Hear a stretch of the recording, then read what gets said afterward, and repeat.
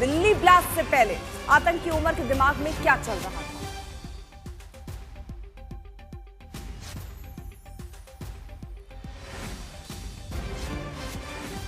तो फिलहाल ये वीडियो सामने आया जो आपके सामने अब हम रखेंगे कि दिल्ली ब्लास्ट से पहले उमर का ये वीडियो अगर आप देखेंगे तो वाकई चौंकाने वाला है कि किस तरह से ये लोगों का ब्रेन वॉश किया करता था। सवाल ये भी है कि क्या ऑनलाइन तरीके से लोगों से मिलकर या उनसे बात करके उन्हें इसी तरह रेडिकलाइज किया करता था। अब जांच इसी दिशा में चल रही है। वीडियो में वो बता रहा है आत्मघाती हमलों के बारे में। दिल्ली ब्लास्ट से पहले उमर का ये video. One of the very misunderstood concept is concept of what has been labeled as suicide bombing. It is martyrdom operations, and it is being known in Islam. There are multiple contraindications, but there are multiple arguments that have been brought against it. Martyrdom operations. When a person presumes that he is going for sure die at a particular place at a particular time, he goes against the presumption that a particular is going to die in a particular situation. It's not, we don't have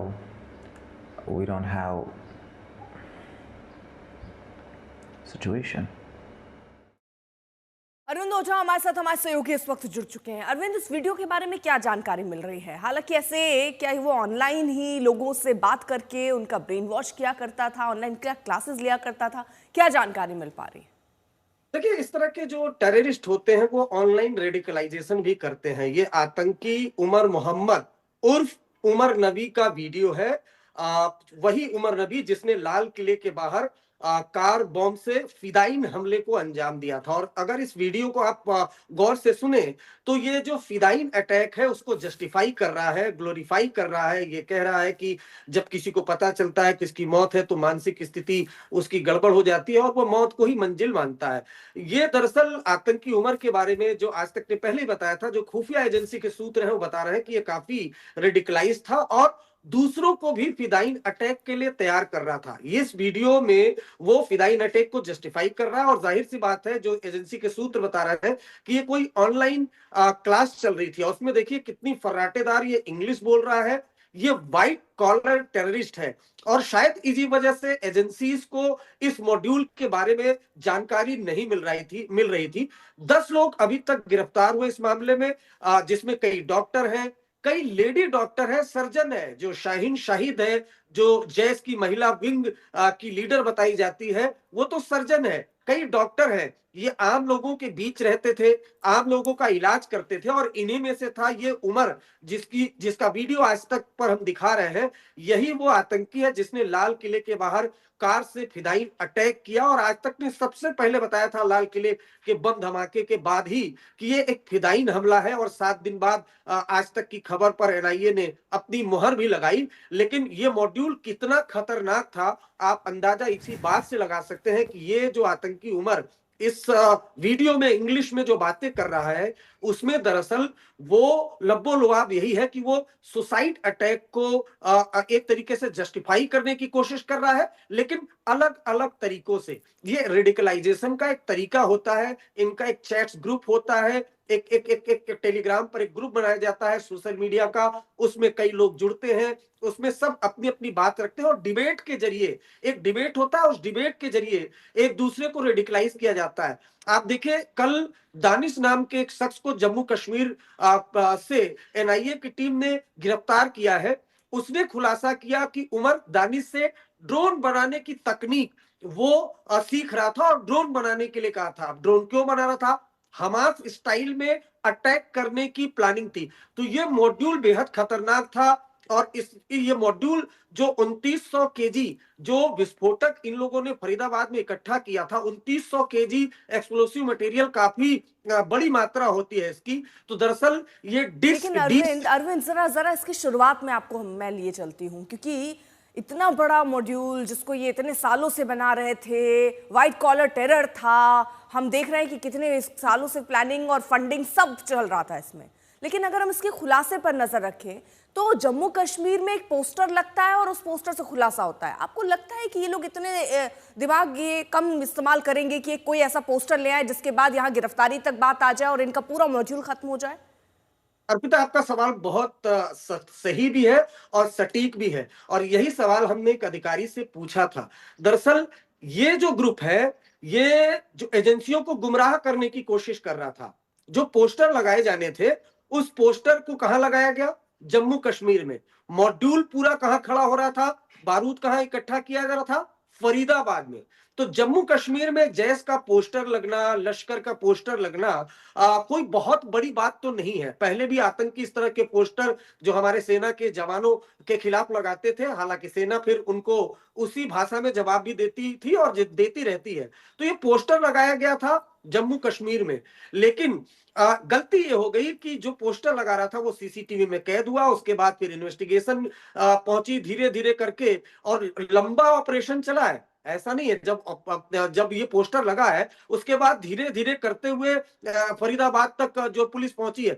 तो plan यही था कि जम्मू कश्मीर में poster लगाया जाए, agency Jammu Kashmir तक centric रहे, और चूंकि जम्मू कश्मीर में इस तरह के पोस्टर लगना कोई बहुत बड़ी बात एजेंसियां मानती नहीं, उनको ट्रैक डाउन भी करती हैं। लेकिन ये गुमराह करने की कोशिश थी, क्योंकि पूरा मॉड्यूल तो फरीदाबाद के अल फलाह यूनिवर्सिटी में बैठा हुआ था। वो डॉक्टर थे, क्योंकि डॉक्टर पर तो शक भी नहीं जाता। मतलब ये समझा जाए कि कॉन्फिडेंस और ओवर कॉन्फिडेंस में एक बहुत पतली लकीर होती है। ये समझ नहीं पाए, ओवर कॉन्फिडेंस में पोस्टर लगा दिया। उस मौलवी को जब उठाया गया उसने सब कुछ बता दिया कि कैसे ये टेरर मॉड्यूल चल रहा था। अरविंद, यही है ना? बिल्कुल, आपने बिल्कुल सही कहा, एकदम यही बात है। और उसके बाद फिर, लेकिन उसके बाद जो हुआ वो तो काफी चौंकाने वाला है ना। अगर आप ये वीडियो देखें और चाहे तो आप फिर प्ले करें कि देखिए, और ये देखना चाहिए कि व्हाइट कॉलर जो टेररिस्ट है वो किस तरह के होते हैं। ठीक है, जरा अरविंद इसको और आसान से, क्योंकि जो व्यूअर्स जो दर्शक देख रहे हैं वो जरा समझें। हिमांशु, उसके बाद मैं आपके पास आ रही हूँ। अरविंद, रहिए जरा आप। टेरर गैंग से जुड़े डॉक्टरों के कनेक्शन के बीच अल फलाह ट्रस्ट और फरीदाबाद की अल फलाह यूनिवर्सिटी से जुड़े कई ठिकानों पर भी ईडी की छापे मारी जा रही है। ये छापे मनी लॉन्ड्रिंग के मामले में हो रही है, जिसमें यूनिवर्सिटी और उसके मालिक प्रबंधकों पर की अनियमितता के आरोप है। अब सूत्र ये बता रहे हैं कि ईडी ने अल फलाह ट्रस्ट के ओखला स्थित मुख्यालय, यूनिवर्सिटी कैंपस और संचालक के निजी आवास समेत 25 ऐसे ठिकाने हैं जहां पर एक साथ छापेमारी की। दिल्ली के जामिया नगर, ओखला विहार, फरीदाबाद के सेक्टर 22 स्थित कैंपस में ईडी की जो टीमें हैं वो सुबह से ही तैनात हैं। सूत्रों के मुताबिक ईडी की टीम ने दस्तावेज, बैंक खातों की डिटेल्स, लैपटॉप, मोबाइल फोन और अन्य डिजिटल डिवाइस को जब्त कर लिया है। छापेमारी अभी भी जारी है। शाम तक कुछ और ठिकानों पर दबिश की संभावना है।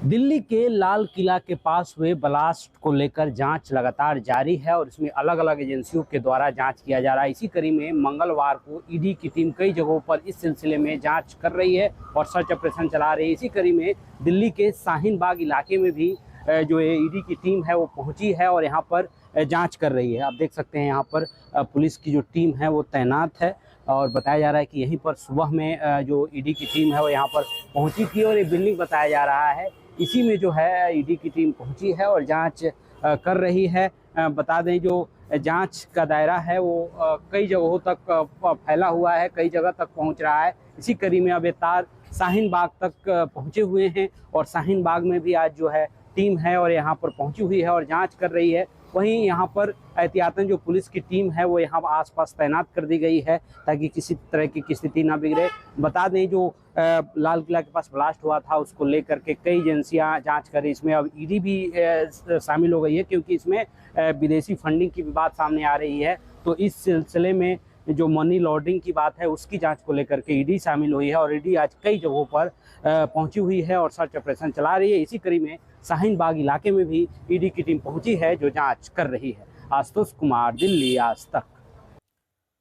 हिमांशु भी हमारे साथ है। अलग अलग जगहों पर छापेमारी हो रही है, अब ईडी भी इसमें इन्वॉल्व हो गई है। हिमांशु, जरा बताइए कि छापेमारी में अभी तक क्या बरामद हुआ, कितने लोग और हिरासत में लिए गए, अल फलाह यूनिवर्सिटी या ट्रस्ट से क्या कनेक्शन समझ आता है, और इसके अलावा ये फंडिंग जो अब ईडी की एंट्री हुई है, फंडिंग कहां से हो रही थी? दो चीजें समझना चाहती है ईडी की टीम जो हमें पहुंची है। एक साथ जो 25 जगहों पर रेड किया गया, उनमें से जो रजिस्टर्ड ऑफिस है अल फलाह ट्रस्ट का, वो यहाँ ओखला में, जो जामिया नगर का ओखला एरिया है, यहाँ पे रजिस्टर्ड ऑफिस है। और सुबह 5 बजे यहाँ पर पुलिस ईडी की टीम पहुंचती है, साथ में सीआरपी और पुलिस की टीम होती है, यानी पूरी सुरक्षा के साथ पहुंचती है।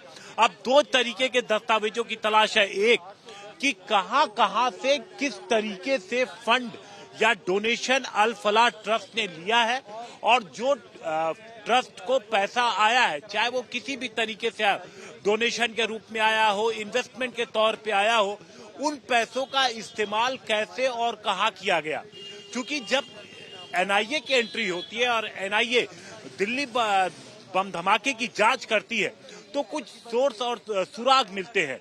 इसी दौरान अनियमितता, जो वित्तीय अनियमितता है ट्रस्ट के द्वारा, उससे जुड़े कुछ जानकारी मिलती है जो शेयर की जाती है ईडी से, और उसके बाद ईडी की एंट्री होती है। और ईडी ने अब एक साथ 25 जगहों पर रेड की है। अब लगातार उन दस्तावेजों की तलाश है, जो पेपर्स मिल रहे हैं। जाहिर तौर पर जो लोग मौजूद हैं, ट्रस्ट के लोग मौजूद हैं, जिन जगहों पर जो ट्रस्ट से जुड़े लोग हैं, उनके यहाँ पर जो छापेमारी की गई है 25 लोगों में से, तो उन लोगों से लगातार उन डॉक्यूमेंट्स की भी जानकारी मांगी जा रही है जो मिसिंग नजर आ रहे हैं, और जो एंट्री नजर आ रही है उस एंट्री का भी डिटेल यहाँ पर पूछा जा रहा है। तो देखना ये होगा एक तो कि क्या कुछ निकल कर आ पाता है, जो वित्तीय अनियमितता की जानकारी है उससे जुड़े कितने सबूत ईडी यहाँ पर जुटा पाती है। जी चलिए, बहुत बहुत शुक्रिया, नजर बनाए रखिए आप।